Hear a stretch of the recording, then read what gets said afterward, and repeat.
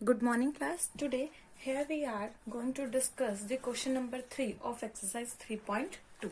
Okay, in the question number 3, first of all, you have to know about what is consistent system and what is inconsistent system. कि consistent system क्या होता है और inconsistent system क्या होता है. As we have already discussed about consistent and inconsistent system in one video, right? If you don't know about consistent and inconsistent system, you have to watch the video. Okay, now what is a consistent system? If you got the solution, then it is consistent. If you don't got the solution, then it is inconsistent system. अगर आपको solution मिल जाता है तो वो क्या है, consistent है, और अगर आपको solution नहीं मिलता है तो वो क्या है, inconsistent है. ठीक है. Now कंसिस्टेंट सिस्टम सॉल्यूशन आपको कब मिलता है? जब आपके पास दो तरीके की इक्वेशन हो. कैसी? कि अगर आपकी लाइंस जो हैं वो इंटरसेक्टिंग आए, या फिर आपकी लाइंस जो हैं वो कैसी आए, कोइंसिडेंट आए. ठीक है, बिकॉज पैरेलल लाइन में आपको कोई सॉल्यूशन नहीं मिलता है. And how to check the lines are intersecting, parallel और coincident without drawing the graph by the formulas जो कि आपको गिवन है. ठीक है, एक टेबल है जिसके बारे में हमने कंसिस्टेंट और इनकंसिस्टेंट की वीडियो में डिस्कस किया है. Now here is a solution, how to write the solution. ठीक है, आपको दो इक्वेशन गिवन है, आपको करना क्या है, on comparing with general equation. ठीक है, इसी तरीके से आपको अपनी नोटबुक में लिखना है general equation a1x b1y c1 is equal to 0, a2x b2y plus c2 is equal to 0. We have, ठीक है, आपने कंपेयर किया. अब फर्स्ट इक्वेशन ये है, यहां से देखिए ये जो a1 है ये किसके इक्वल है, 3 के. जो b1 है वो किसके इक्वल है, 2 के. एंड जो c1 है अगर मैं इसे शिफ्ट करूंगी इट विल बी -5. ऑब्वियसली आप 5 लिखना चाहे 5 भी लिख सकते हैं, बिकॉज नेगेटिव साइन से इफेक्ट नहीं पड़ेगा. दोनों इक्वेशन एक ही फॉर्म में होना चाहिए. दोनों के लिए आप देखिए दोनों इक्वल्स में c गिवन है, तो दोनों को शिफ्ट करूंगी तो दोनों का ही साइन चेंज होगा. And a2 is 2, b2 -3 and C2 is -7. Okay. Now A1 by A2 आपके पास क्या आ गया, 3/2, B1 by B2 -2 by 3, C1 by C2 is -5 by -7 which is equals to 5/7. Okay, ये आपका क्या आ गया, 5/7. Right. Now A1 by A2 is not equals to B1 by B2. From first equation, we conclude that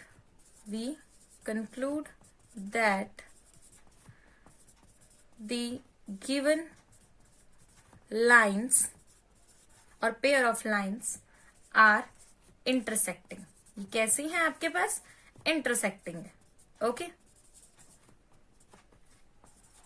It implies pair of lines contains or having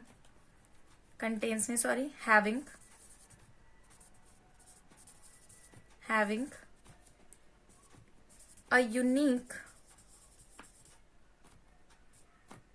solution. Okay. इसका meaning क्या है कि इस equation के पास एक यूनिक सॉल्यूशन होगा, right. So और we can say hence the system is, मैंने आपको बोला था अगर आपके पास सॉल्यूशन है तो वो सिस्टम आपके पास कैसा है, कंसिस्टेंट. वो कैसा है आपके पास, कंसिस्टेंट. ठीक है, तो इस तरीके से आपको जो क्वेश्चन नंबर 3 है उसके पार्ट्स करने. एक और पार्ट हम डिस्कस कर लेते हैं. 2x minus 3y is equals to 8, that is your second part, and 4x minus 6y is equals to 9. Again, on comparing,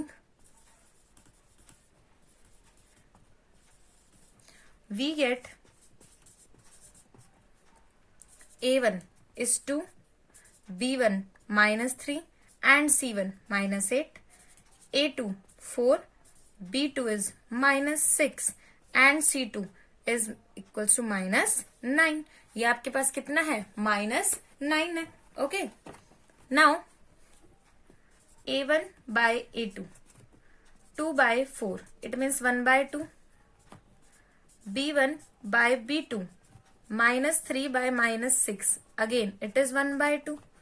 C1 by C2 -8 by -9, it means 8 by 9. तो यहां से देखिए आपके पास क्या कंडीशन आ रही है, A1 by A2 is equal to B1 by B2. Obviously ये value भी देखिए 1 by 2 है, ये भी 1 by 2 है. Not equals to 8 by 9, 8 by 9 के इक्वल नहीं है. It means not equals to C1 by C2. ये C1 by C2 के इक्वल नहीं है, right. From equation first we can conclude, or we conclude that, or observe that the given lines are parallel. ये condition किसकी होती है आपके पास, parallel lines की. ठीक है, जब भी आपके पास पैरेलल लाइंस होंगी तो आपकी जो फर्स्ट 2 इक्वेशंस हैं वो इक्वल आएंगी और लास्ट थर्ड वन जो है वो आपके पास क्या आएगी, नॉट इक्वल आएगी. Okay, now parallel, it implies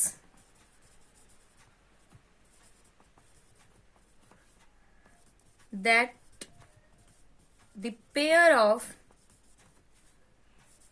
lines having no possible solution.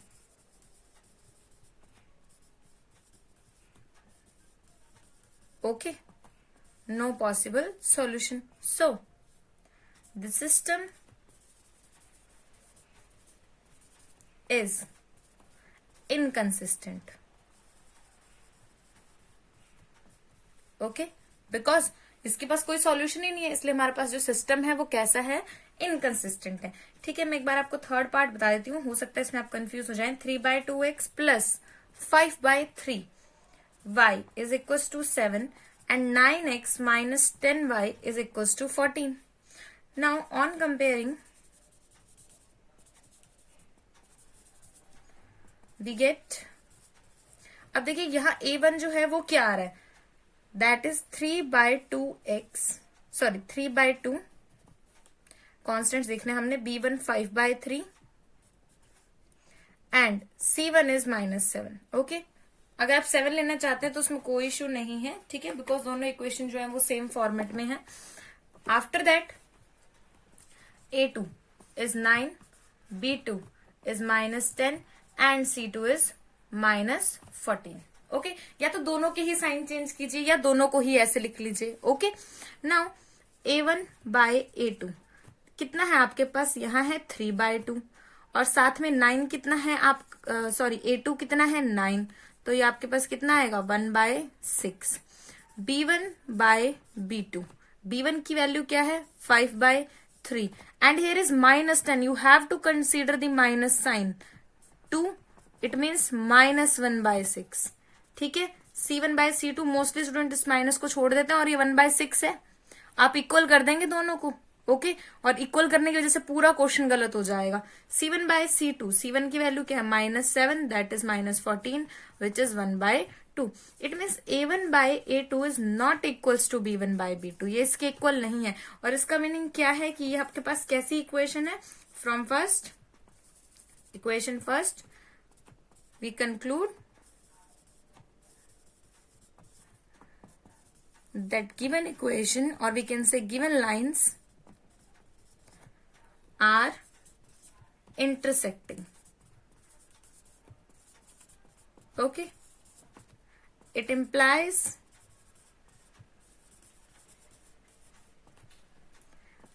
that pair of lines having unique solution. Okay, so, or we can say hence this system is consistent. Okay, ये क्या हो जाएगा आपके पास, consistent. अगर इसी की जगह तीनों इक्वल हो जाए देन सिस्टम इज, किस तरीके का सिस्टम होगा, कंसिस्टेंट होगा. बिकॉज लाइंस आर कोइंसिडेंट और कोइंसिडेंट लाइन के कितने सॉल्यूशन होते हैं, इनफाइनाइटली मेनी सॉल्यूशंस. तो वहां से आपके पास जो सिस्टम है वो क्या आ जाएगा, कंसिस्टेंट आ जाएगा. ठीक है, इसी क्वेश्चन के आपके पास और भी पार्ट्स हैं. Now your homework is you have to complete question number 3 आपको क्वेश्चन नंबर 3 अब कंप्लीट करना है। मेरे ख्याल से आपको पता चल गया होगा किस तरीके से आपको क्वेश्चन को सॉल्व करना है। Thank you so much.